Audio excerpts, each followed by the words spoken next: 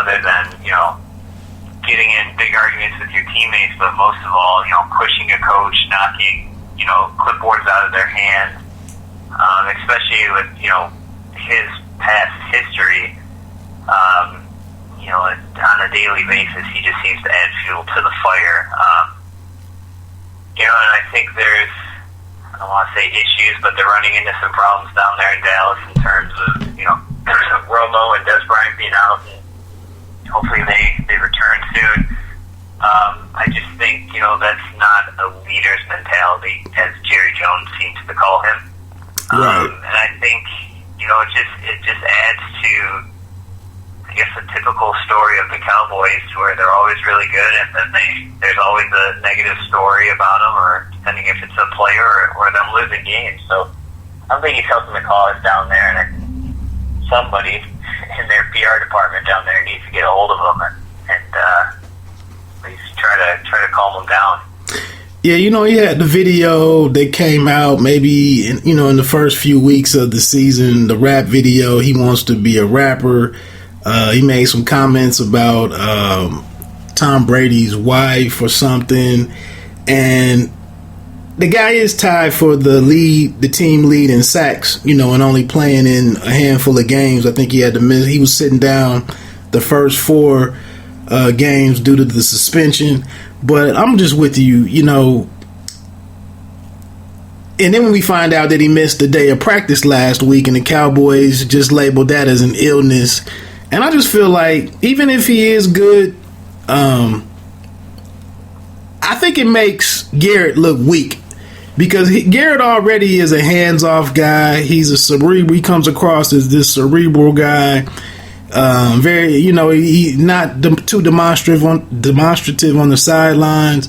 And I just feel like he already, took some hits with the outburst from Dez.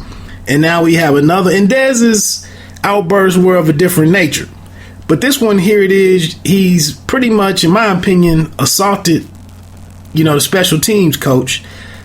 And now I think they can say kumbaya and, come to Jesus moment and circle the wagons and all of that. But if I'm on his staff, if I'm on Garrett's staff, I'm just looking at this guy right here with very little respect.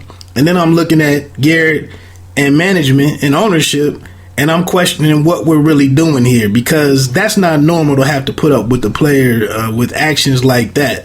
And I'll say my last bit on it. I felt like some of the guys across the media that kind of took the high road on this, I feel like some of those guys were intimidated and a bit concerned that they might find themselves in a locker room or in this guy's presence one day.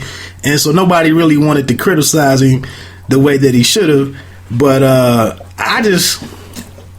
I'm not impressed with the guy, and I just feel like it could be a little bit of karma as why a team with so much talent. I know they're missing Dez and Romo, but they're 2-5, and we see other teams, the top teams. Look at Green Bay. Look at all the pieces that they're missing.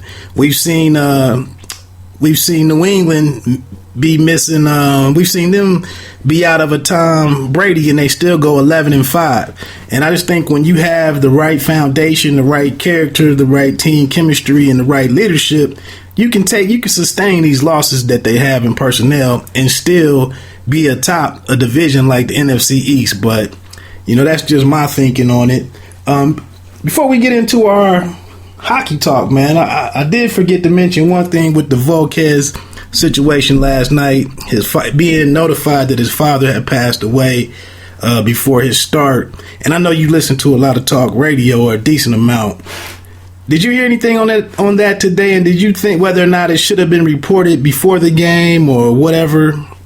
Do you think this was a non-story?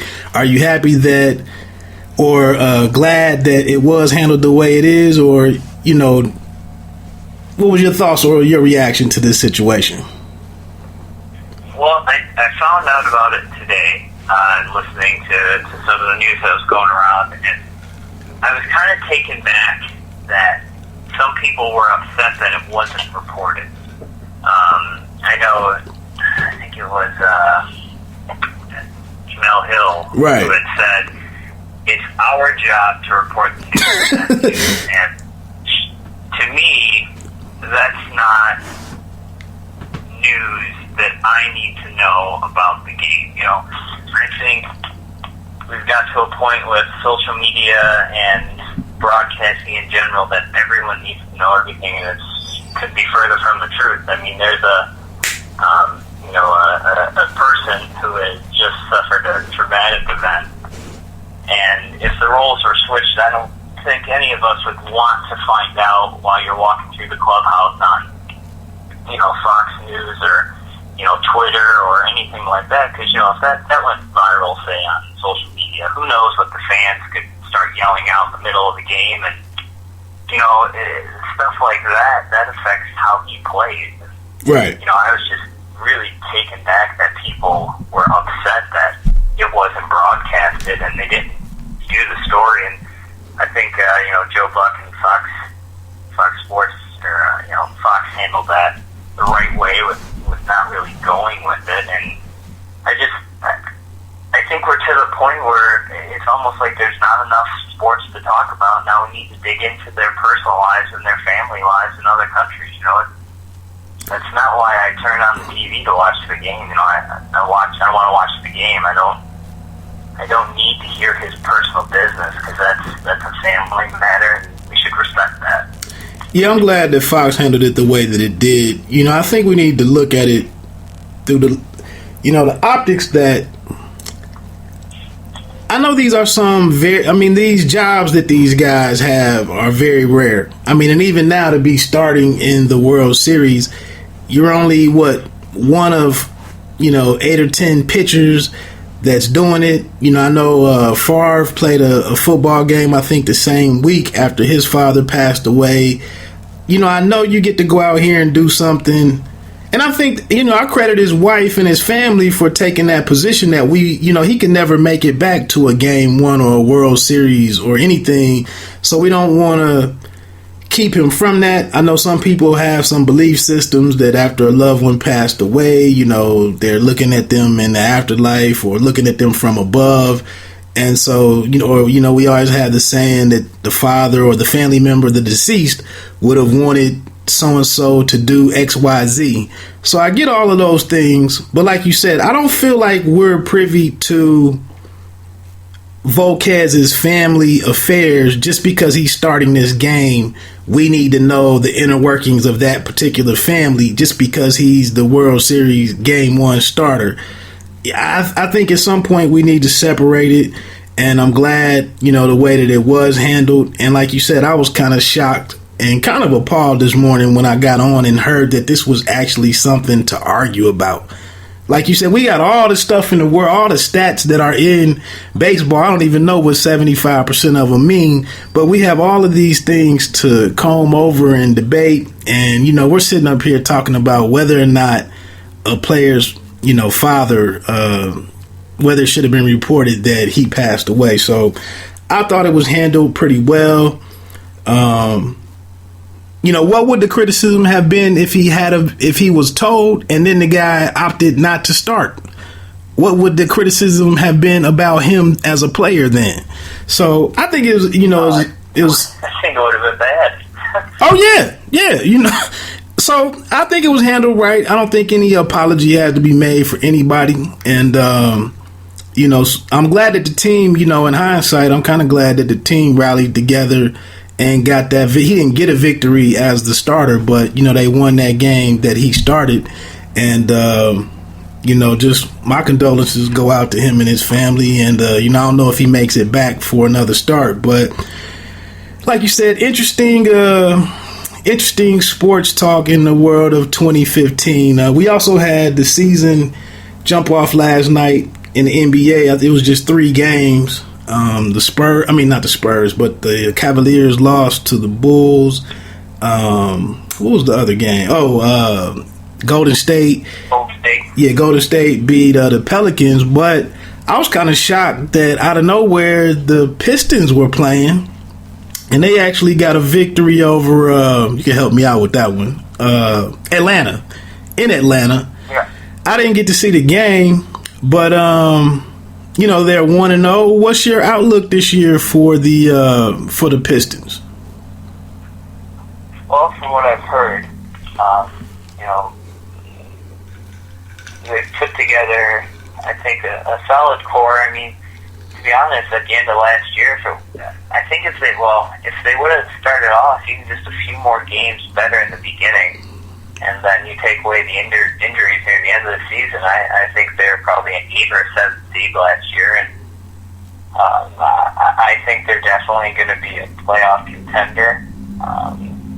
Depending, I mean, we all know the East is not the deepest conference. I mean, you have 2-3 teams that are probably equal or above the rest, and then everyone else is just kind of a fill-in, but I think they have a legitimate chance to grab a 7-8 spot. That wouldn't surprise me. I mean, if they got a top 5 spot, I think that would surprise me, but I'm not expecting them to make the playoffs, but it's definitely it wouldn't surprise me if they did. Yeah, I think Stan has added some depth. Pope had like Kentavious Caldwell. Pope had 21 points last night. I forgot about the Morris brother that they brought in. Andre Drummond had a double game. If he does that consistently, that bodes well for the team. I believe he led the league last year in 15 and 15 games, I believe is what it was. But there's still some questions out there about how good or not good Reggie Jackson is.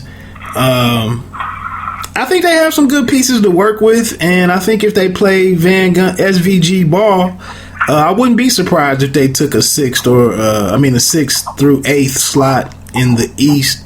It is a different division than out West, so I'll keep an eye on it. I just thought it was interesting that the Pistons were able to get a game on opening night. And I also question the NBA having a game such as Chicago Cleveland on up against game 1 of the World Series. I mean, I think that World Series start is a pretty hard date.